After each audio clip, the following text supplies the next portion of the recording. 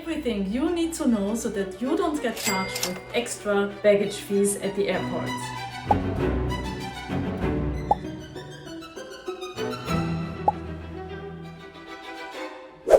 New year, new carry-on baggage rules. Here is the good, the bad and the ugly of everything that has changed in 2025. First of all, last year's bag might have been perfect for last year's carry-on travel and you didn't run into any problems. That doesn't mean that it will fit this time, unfortunately. Most airlines now have agreed on a standard size for your carry-on bags. I always travel with my Samsonite. If you haven't watched my previous carry-on only packing light videos, how I do it when I do an around the world trip, even a winter around the world trip, I've done with only this one Samsonite carry-on bag and I haven't had any problems yet so far. But again, 2025, new year, new rules. Here is my beloved Samsonite carry-on travel bag. But is it gonna fit? We are gonna check here live on camera in a minute. First, I will tell you, I've done my research and while airlines are trying now to have the same maximum bag size requirement, there are still different rules. So what I would recommend, you stick to the strictest airline, especially if you travel around the world or if you have like several legs on your travel. You wanna comply to the strictest rules. So the strictest rules that I have found are 45 centimeters, that is the length, times 36, which is the width, and 20 centimeters for the depth. Fingers crossed that my good old Samsonite still fits those requirements. Let's measure this bad boy. Alrighty, the moment of truth. We already have a problem with the length. So including the wheels, and I'm sure they will include the wheels when they measure it, it says it's carry-on approved when you buy it, but that's old news, isn't it? Because it is, with the wheels, 54 centimeters. So again, a lot of airlines allow 55 centimeters. So yes, Samsonite, you're right, even with the handle 55, yes. But then the strictest rules say 45. So can I travel with any airline? Can I now travel everywhere that I want to without having to worry? With this bag, no. Let's just double check the width, 36. Yes, so that's fine, 36. And the depth, 20, 24. So there you have it. It used to be okay, but it's not okay anymore. And here goes my favorite carry-on luggage.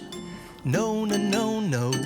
Alright, so the good news is shopping, yay! I will go shopping for a backpack, which I meant to do for the longest time, just having a travel backpack, because the bag itself will be lighter. Even though this is the lightest carry-on trolley bag available, it's only 1.9 kilos, this Samsonite. That's why I originally bought this, as you can see in my previous videos. But it's still almost 2 kilos out of your 7 kilos allowance.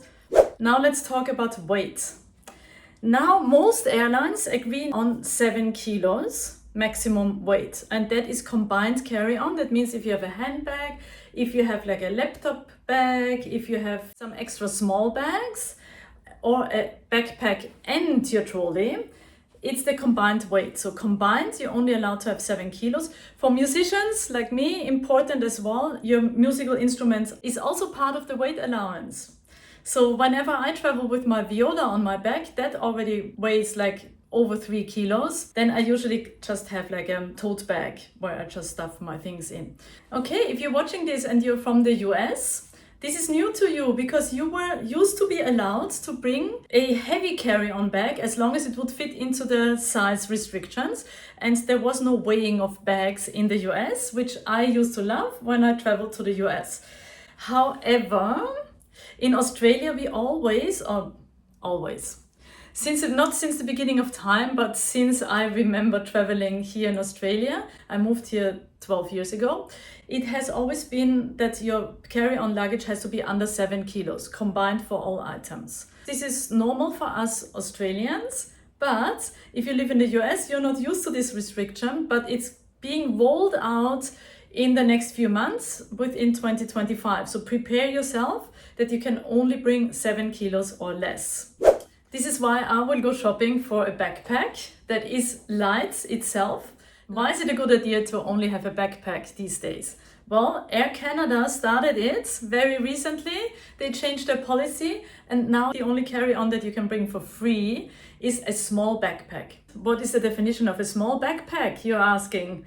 And that's a good question. It is 45 times 36 times 20 centimeters. That is allowed everywhere because it fits under the seat in front of you, and this is even allowed with the strictest airline, which is Air Canada. Air Canada charges you now if you do carry on only, so you can still bring your wheeled trolley, but they will charge you, I think, something $25-35 for bringing carry on that's not a small backpack. A small backpack would also work with those very, very strict low-cost European airlines like easyJet and all those. They are also extremely strict, so sometimes they only allow a backpack. Officially, all those changes are in order for all the airlines having the same rules now. We are not quite there yet, people, so still, please always check your airline rules before you go on a trip.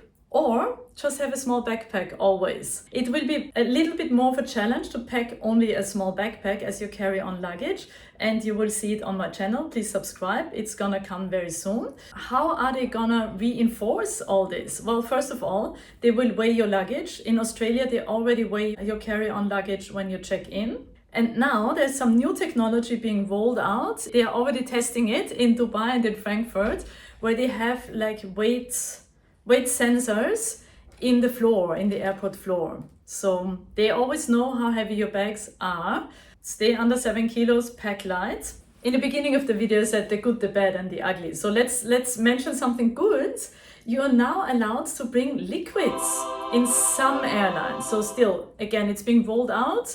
It's not happening everywhere yet, but some airlines allow you now to bring water. Finally. So they have some new technology when they detect, when they x-ray your carry-on, they can now see if it's something dangerous or if it's just something that you want to drink. So again, not everywhere, but it's gonna come, and yeah, some airlines allow it. So that's the good news. And I guess, yeah, the other good news is that you can go shopping for a light backpack. Okay, the ugly. It might be ugly for you, it's not too bad for me. If you recently invested in a carry-on bag that is a smart bag, there are those ones that have like chargers in them or some battery power bank stuff or trackers or any of that. This can be a problem. It depends on what it is. So GPS trackers usually are okay. But if it's like a power bank in there, it needs to be removable. Like there's some bags that have a removable compartment and some it's just built into the bag. This bag is gonna be a problem. So this is just a very expensive piece of train baggage for you now that you can bring on the train or when you drive somewhere. But on planes, I wouldn't risk it because, yeah, they might just make you check it in, or maybe, I don't know, worst case, maybe they take it from you. Don't risk it. Just have a very light bag that's very basic. Also, power banks, if you have one of those fancy travel power banks, I usually don't have them. I usually just bring a charger and charge wherever I can. But if you like to travel with power banks, they are only allowed if they are under 100 watt hours. Some airlines, again, would allow a little bit more. So this is not for all airlines, but it's always a good idea to stick to the strictest rules that the strictest airlines have in place in case that you have layovers, in case that you fly with different airlines. You just don't want to have that headache every time and check every time. It's the easiest if you just comply to the strictest rules. That's my personal advice. Also, what has changed is every device that has a lithium battery, you have a limit now of 15 devices. It sounds like a lot, I know. I don't have 15 devices, but it's also like your earbuds, for example, they count. Of course, obviously your phone, your iPad, your laptop. 15, I know it sounds quite a lot, but I don't know how much tech stuff you're bringing. So you heard it here first. don't bring more than 15. Some airlines again allow more, but it's gonna come. It's only gonna get worse from here. So don't bring too much of those lithium battery electronics. Why are airlines making those changes? Well, it's always about money.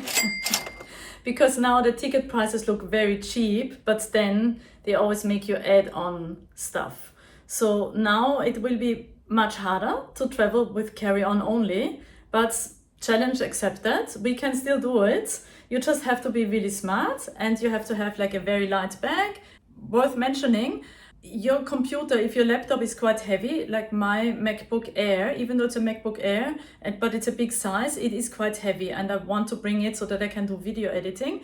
So this counts towards your weight allowance, but some airlines, they have like a laptop electronics policy. If you're just a little bit over 7 kilos because of your laptop, it's worth checking with the airline if they have a special policy for laptops. So yeah, airlines are just trying to have more hidden fees and charge you more. And again, my advice that you would have heard also in my previous packing videos, it helps if you want to stay under 7 kilos that you wear your heaviest clothes.